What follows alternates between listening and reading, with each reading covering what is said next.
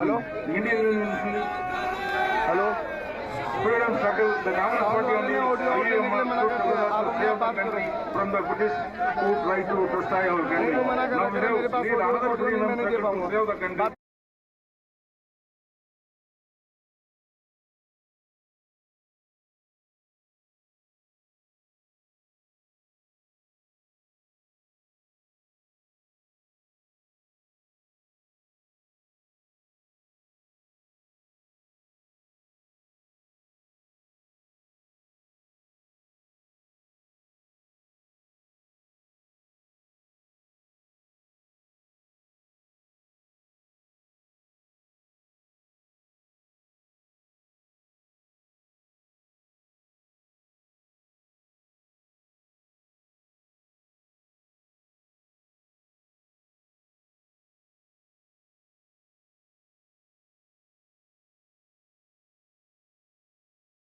इस कश्मीर की पवित्र धरती पर श्रीनगर में इसका समापन हो रहा है। ये यात्रा भारत जोड़ो यात्रा नहीं है, संविधान बचाओ यात्रा, लोकतंत्र बचाओ यात्रा।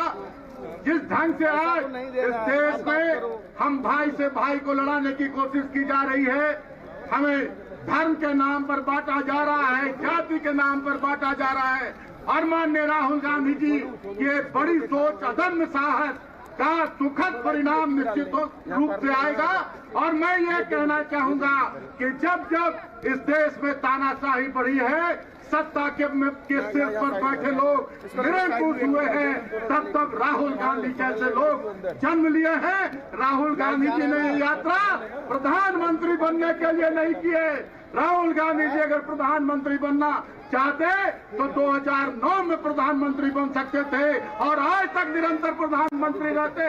लेकिन राहुल गांधी जी उस परिवार से आते हैं जिसके पूर्वजों ने, चाहे पंडित जवाहरलाल नेहरू जी हो, हमारी इंदिरा गांधी जी हो, हमारे राजीव गांधी जी हो, सभी लोगों ने इस देश के लिए कुर्बानी दी है, इस मिट्टी में अपना खून बहाया है।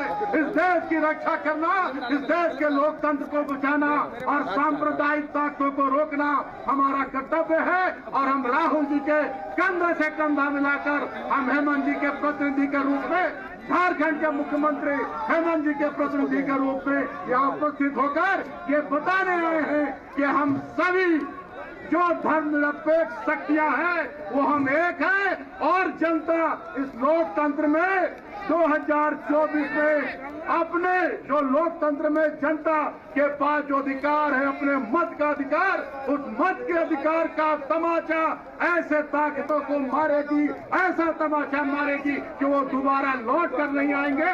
और इस सत्ता यहाँ होगी, सरकार होगी वैसी ताकतों की जो इस देश को जोड़ कर रख सकते हैं। सभी हिंदू, मुस्लिम, सिख, ईसाई सभी को शान से जीने का राह दिखा सकते हैं। यही कह के अपनी बातों को मैं यही विराम देता हूँ। जय हिंद, जय भारत, वंदे मातरम।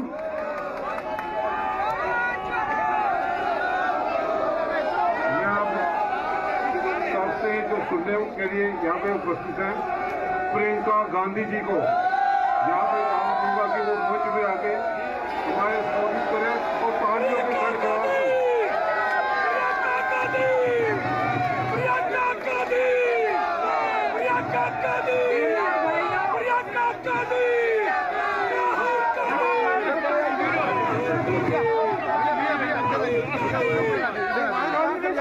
मुझे यहाँ पे खड़ा अध्यक्ष महोदय, अरे भैया मुझे श्री मल्लिकार्जुन खड़गे अरे इधर आओ जी, जगह चाहिए यहाँ पे उपस्थित तमाम नेता, दूसरी पार्टियों से भी जो नेता आए हैं उन सबको भी, और राहुल जी को बहुत बहुत स्वागत और मेरी बधाई।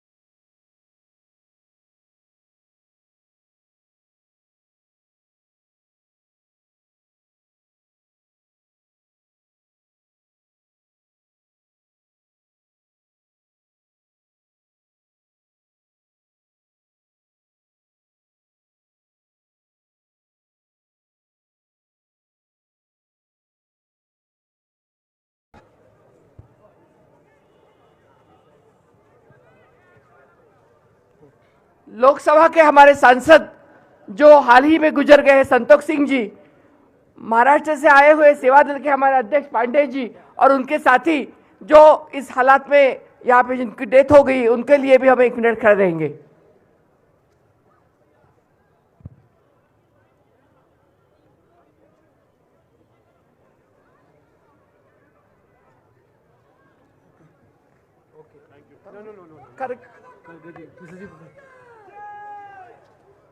अब हम ऑल इंडिया कांग्रेस कमेटी के सदर मल्लिक अर्जुन खड़गे जी से रिक्वेस्ट करते हैं कि वो यहां डाइस पे आके जो मजमा इस बर्फबारी में कांग्रेस के यहां पे जो वर्कर है और बाकी जो सारे लोग आए हैं उनको खिताब करें। Thank you very much.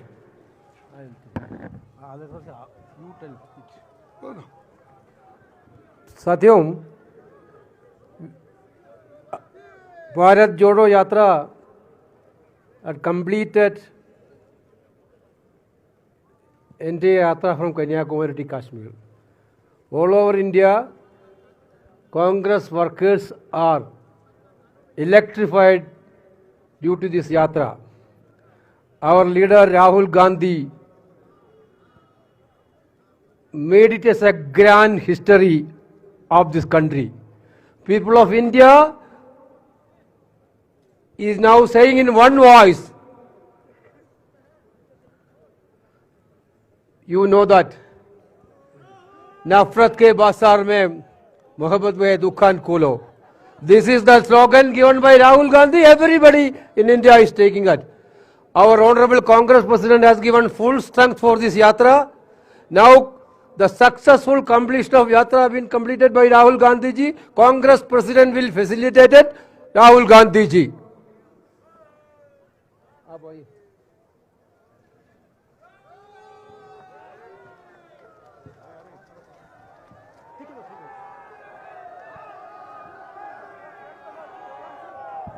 जरा हटो भाई।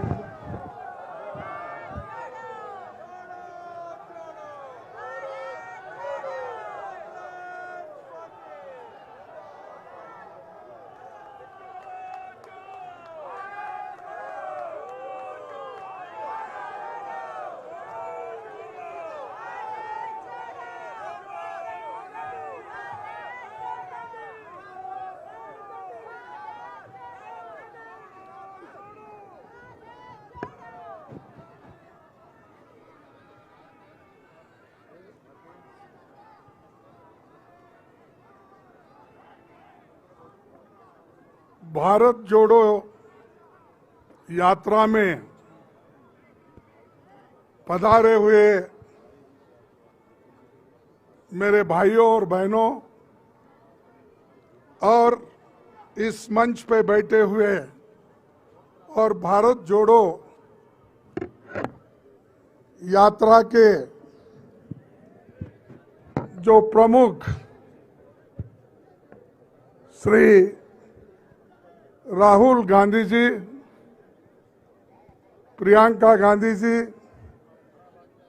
और सभी पार्टी के नेता इस मंच पे बैठे हैं। क्षमा करना, समय के अभाव से मैं सभी का नाम नहीं ले सकता, लेकिन मैं उन सबको याद करते हुए सिर्फ चंद बातें बोलूंगा, क्योंकि बर्फ पड़ रही है। ये हम कर्नाटक से आए हैं, ये नई चीज है हमको कि इतना बर्फ पड़े, और अब देखे नहीं एक नया माहौल है। और खास करके जब राहुल गांधी जी कन्याकुमारी से लेकर कश्मीर तक पैदल चलने का और भारत जोड़ो यात्रा का उन्होंने निर्णय लिया और चलने का उन्होंने इरादा किया, तब हम लोग घबरा गए थोड़े। अब प्रियंका जी ने ये बात कही कि जब इतना बड़ा फासला जो कन्याकुमारी से लेकर कश्मीर तक आज यहां पर हम ठहरे हैं, तो हमको घबराहट हो गई, ये कैसा सक्सेस होगा, ये कैसा निर्णय राहुल गांधी जी ने लिया। लेकिन मैं उनके लिए एक शेर कह के शुरू करता हूं। इतना बड़ा लंबा रास्ता उन्होंने जो तय किया, तो इसलिए डर मुझे भी लगा फासला देखकर, डर मुझे भी लगा फासला देखकर, पर मैं बढ़ता गया रास्ता देखकर। डर मुझे भी लगा फासला देखकर, क्योंकि कन्याकुमारी से कश्मीर तक, पर मैं बढ़ता गया रास्ता देखकर। खुद ब खुद मेरे नजदीक आती गई, खुद ब खुद मेरे नजदीक आती गई मेरी मंजिल, मेरा हौसला देखकर। तो ये उन्होंने जो इतनी बड़ी दूरी कंप्लीट की, इसीलिए मैं हमारे पार्टी के ओर से, सारे जनता के ओर से और सारे लोगों के ओर से उनको बहुत बहुत बहुत बधाई देता हूं। और उनके साथ जो यात्री चले, रात दिन उनके साथ रहे, बारिश हो, धूप हो, ठंडी हो, इसमें वो चलते हुए उनका साथ दिए 200 से भी अधिक लोग, उनको भी मैं धन्यवाद करता हूं और बधाई देता हूं। और से उसी के साथ साथ कश्मीर में, मुझे कश्मीर में जो 2-4 दिन में हमको उनके साथ जोड़ने का, लोगों का जो हौसला देखा, स्पीड देखी, तो देखने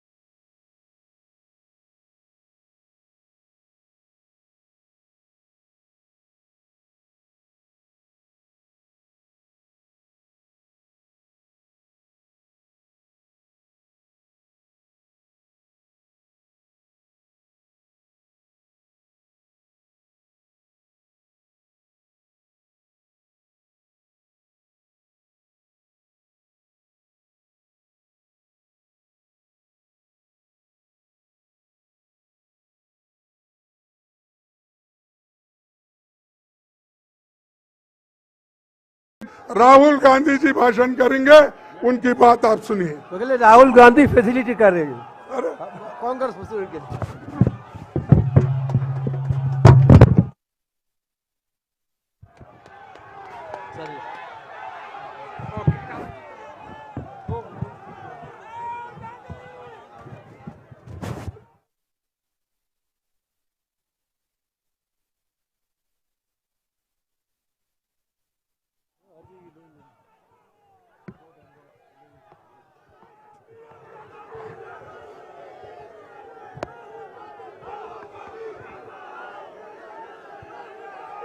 हटा लो,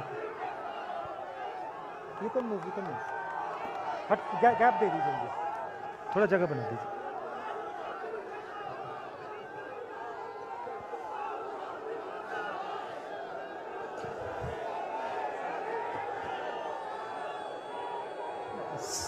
स्टेज पे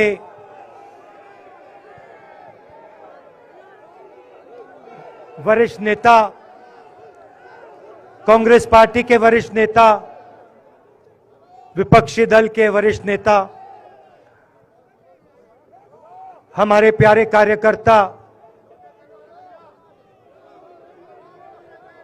भाइयों और बहनों, प्रेस के हमारे मित्रों, आप सबका यहां बहुत बहुत स्वागत।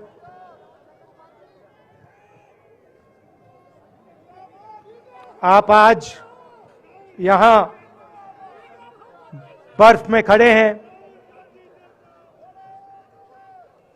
मगर आप में से किसी को सर्दी नहीं लग रही है।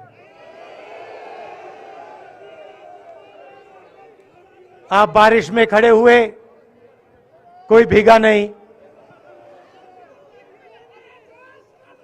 गर्मी में आपको गर्मी नहीं लगी, सर्दी में आपको सर्दी नहीं लग रही है, क्योंकि देश की शक्ति आपके साथ है।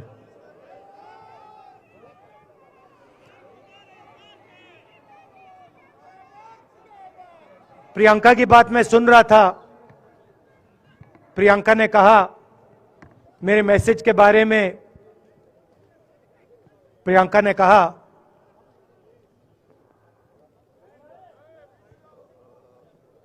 नॉर्मली होता नहीं है, मगर मेरे आंख में आंसू आए।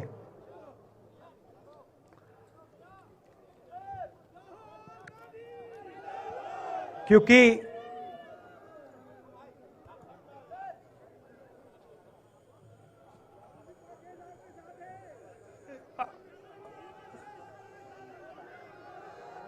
मैं कन्याकुमारी से चला, शुरुआत की और पूरे देश में हम पैदल चले। मैं सच बताऊं, आपको अजीब लगेगा, मगर मैं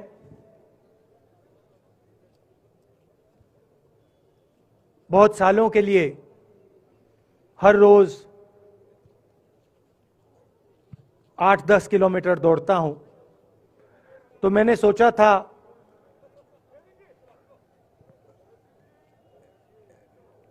देश कन्याकुमारी से कश्मीर चलने में इतनी मुश्किल नहीं होगी। मेरे दिल में था कि आसान होगा। फिजिकली मेरे लिए ये मुश्किल काम, मैंने सोचा था मुश्किल काम नहीं होगा।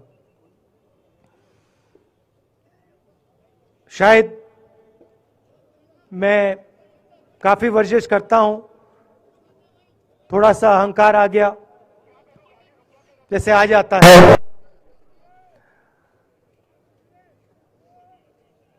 मगर फिर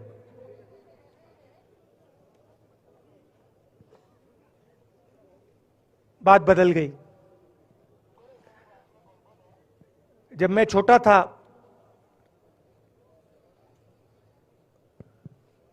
फुटबॉल खेलता था,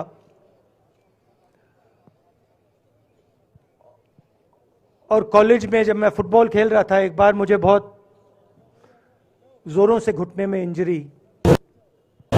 इंजरी हुई थी।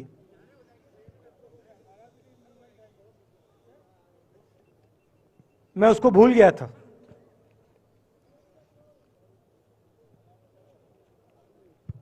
घुटने में दर्द नहीं होता था, भूल गया था उसको। दर्द गायब हो गया था। मगर कन्याकुमारी से 5-7 दिन बाद घुटने में प्रॉब्लम आई, और जबरदस्त प्रॉब्लम आई। पूरा अहंकार उतर गया और मैं सोचने लगा क्या मैं ये जो 3,500 किलोमीटर हैं, क्या मैं इनको चल पाऊंगा या नहीं। तो जो मैंने सोचा था आसान काम होगा, वो काफी मुश्किल हो गया। मगर फिर मैंने किसी ना किसी तरीके से ये काम पूरा कर दिया। बहुत कुछ सीखने को मिला, बहुत कुछ सीखने को मिला। मैं आपको बोलूं तो दर्द सहना पड़ा काफी, मगर सह लिया। रास्ते में एक दिन मुझे दर्द हो रहा था, काफी दर्द हो रहा था, और मैं सोच रहा था अब 6-7 घंटे और चलने हैं। और उस दिन मुझे लग रहा था कि आज मुश्किल है। और एक छोटी सी बच्ची आई, दौड़ती हुई आई मेरे पास, और मुझे कहती है कि मैंने तुम्हारे लिए कुछ लिखा है, मगर तुम अभी मत पढ़ो, इसको बाद में पढ़ना।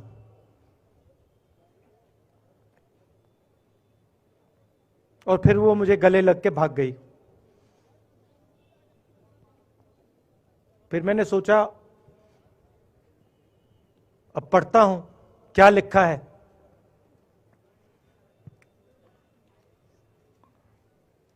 तो उसने लिखा था कि मुझे दिख रहा है कि आपके घुटने में दर्द है, क्योंकि आप जब उस पैर पे वजन डालते हो तो आपके चेहरे पे दिखता है कि दर्द है। मगर मैं आपको बताना चाहती हूं कि मैं आपके साथ कन्याकुमारी नहीं चल सकती हूं, क्योंकि मेरे माता पिता नहीं चलने दे रहे हैं। मगर मैं दिल में आपके साथ, आपके साइड में चल रही हूं, क्योंकि मैं जानती हूं कि आप अपने लिए नहीं चल रहे हो, आप मेरे लिए चल रहे हो, और आप मेरे भविष्य के लिए चल रहे हो। और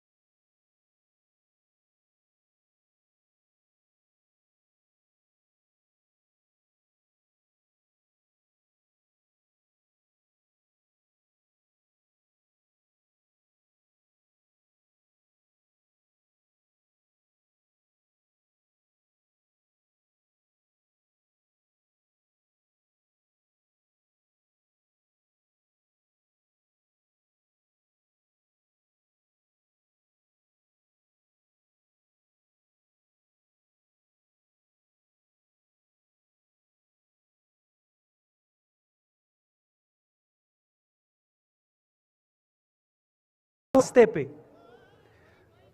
मैं नीचे से ऊपर जा रहा हूं, मैं सोच रहा था कि इसी रास्ते से सालों पहले मेरे रिश्तेदार नीचे से ऊपर आए, सॉरी ऊपर से नीचे आए, कश्मीर से इलाहाबाद गंगा की ओर गए। और मुझे ऐसा लग रहा था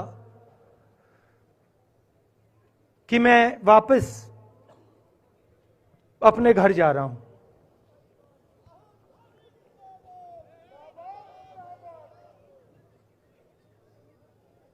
घर मेरे लिए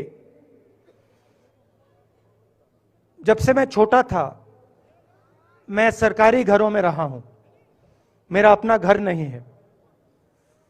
तो मेरे लिए घर, जिसको जो स्ट्रक्चर होता है, उसको मैंने कभी घर नहीं माना। वो मेरे लिए, मैं कहीं भी रह लूं, वो एक इमारत होती है, वो घर नहीं होता है। घर मेरे लिए एक सोच है, एक जीने का तरीका है, एक सोचने का तरीका है।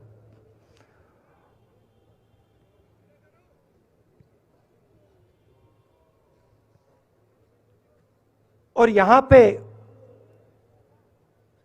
जिस चीज को आप कश्मीरियत कहते हो, उसको मैं अपना घर मानता हूं। अब ये कश्मीरियत है क्या? ये जो शिव जी की सोच है एक तरफ, और थोड़ी सी गहराई में जाएंगे तो उसको शून्यता कहा जा सकता है। अपने आप पर, अपने अहंकार पर, अपने विचारों पर आक्रमण करना, और दूसरी तरफ इस्लाम में जिसको शून्यता यहां कहा जाता है, वहां फना कहा जाता है। सोच वही है। इस्लाम में फना का मतलब अपने ऊपर आक्रमण, अपनी सोच पर आक्रमण, जो हम अपना किला बना देते हैं कि मैं ये हूं, मेरे पास ये है, मेरे पास ये ज्ञान है, मेरे पास ये घर है, उसी किले पर आक्रमण करना, वही है शून्यता, वही है फना। और इस धरती पे ये दो जो विचारधाराएं हैं,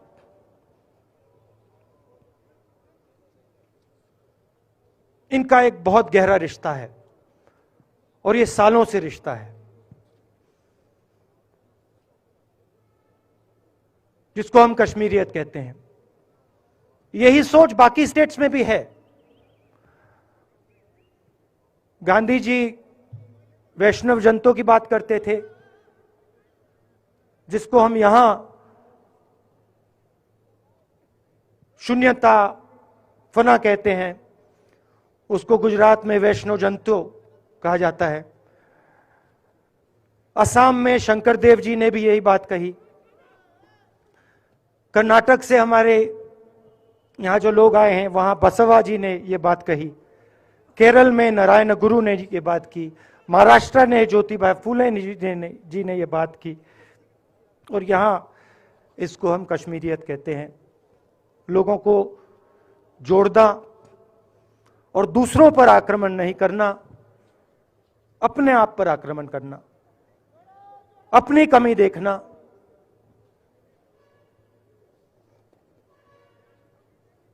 मैंने आपको कहा कि मेरा परिवार कश्मीर से गंगा की ओर गया था। इलाहाबाद संगम कि बिल्कुल किनारे वहां पास में हमारा घर है।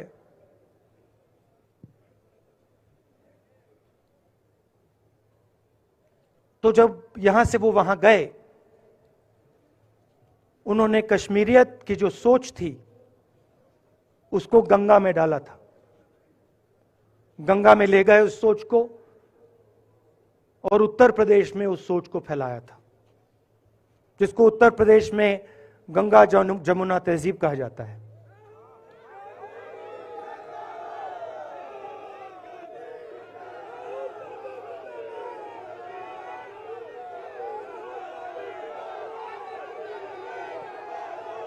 तो उन्होंने, मेरे परिवार ने छोटा सा काम, कोई बड़ा काम नहीं किया।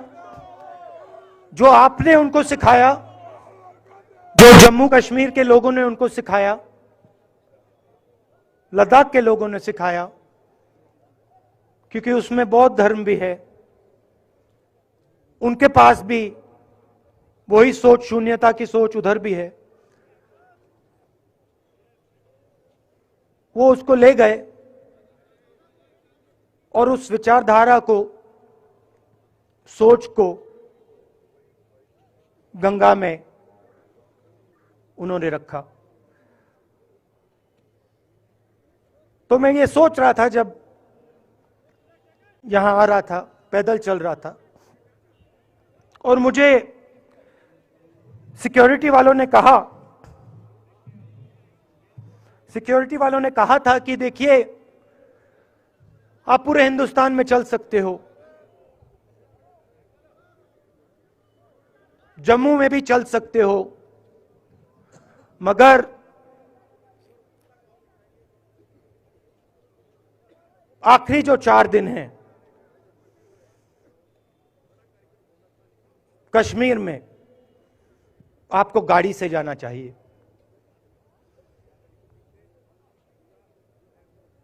वेणुगोपाल जी ने मुझे कहा पहले, और जो ऑर्गेनाइज कर रहे थे उन्होंने कहा, 3-4 दिन पहले एडमिनिस्ट्रेशन ने कहा कि देखिए, शायद डराने के लिए, कि देखिए अगर आप पैदल चलेंगे तो आपके ऊपर ग्रेनेड फेंका जाएगा। तो मैंने सोचा, नहीं सुनिए,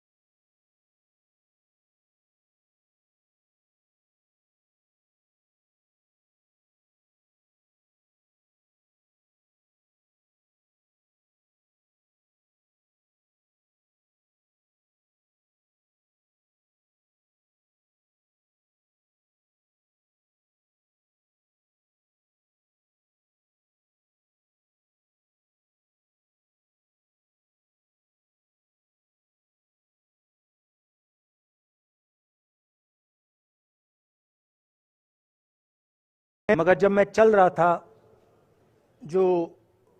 जिस टीचर ने मुझे बुलाया, उसको देखकर मुझे कुछ अजीब सा लगा। और जब मैं प्रिंसिपल के ऑफिस पहुंचा तो प्रिंसिपल ने कहा, राहुल तुम्हारे घर से फोन कॉल है।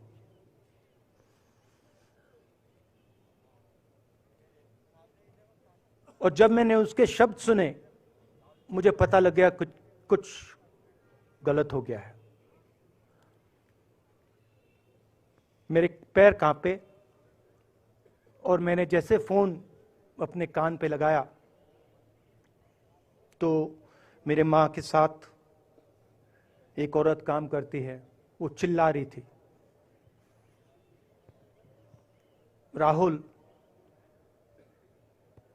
दादी को गोली मार दी, दादी को गोली मार दी, दादी को गोली मार दी। 14 साल का था।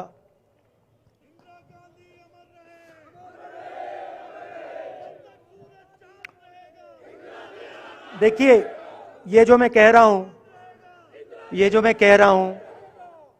मैं अभी कह रहा हूं, ये बात प्रधानमंत्री को नहीं समझ आएगी, ये बात अमित शाह जी को नहीं समझ आएगी, ये बात डोवल जी को भी नहीं समझ आएगी, मगर ये बात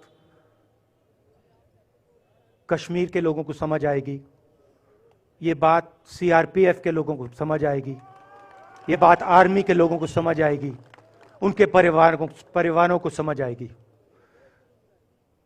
तो उन्होंने मुझे कहा, नाम ओंगमू है उसका, उसने कहा दादी को गोली लग गई, दादी को गोली लग गई। और फिर मुझे गाड़ी में वापस ले गए, प्रियंका को मैंने स्कूल से उठाया, मैं वापस गए।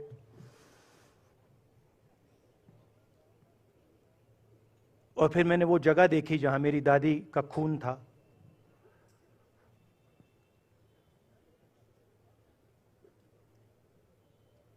पापा आए, मां आई, मां बिल्कुल हिल गई थी, बोल नहीं पा रही थी।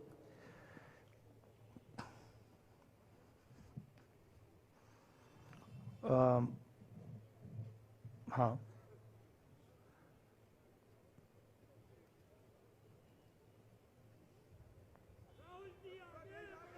फिर क्या हुआ,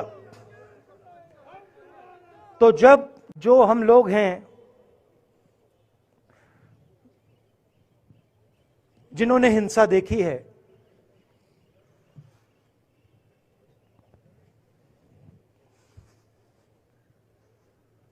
ये जो है ना, इसको हम बिल्कुल दूसरी तरीके से देखते हैं। ये आप सबके लिए टेलीफोन है, ये हमारे लिए सिर्फ टेलीफोन नहीं है।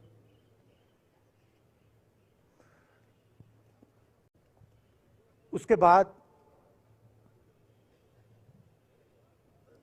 6-7 साल बाद मैं अमेरिका में था और फिर से टेलीफोन आया। 21 में टेलीफोन आया। जैसे बहुत सारे, जैसे जो पुलवामा में हमारे सैनिक मरे थे, उनके घर टेलीफोन आया होगा,